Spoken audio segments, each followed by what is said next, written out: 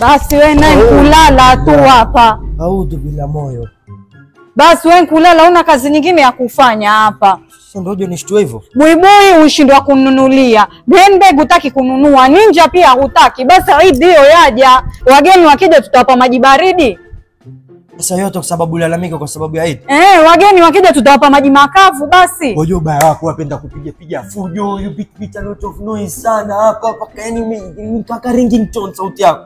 Si ukaulize kwa vizuri. Ndio shauliza hivi. Waruka kweli kama parare. Sikia bana, angalia.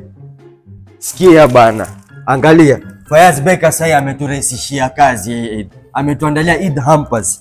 Kwa hivyo wewe upata tabu ya nini hapa? Na ukienda Fayaz hapa amekurahisishia, amekukombainia kila kitu, variety zote hapa, cookies, kara biscuit, keki, kila kitu kwa mfuko mmoja tu hapa. Wewe tabu ya nini? Acha kupiga makelele kila saa bana.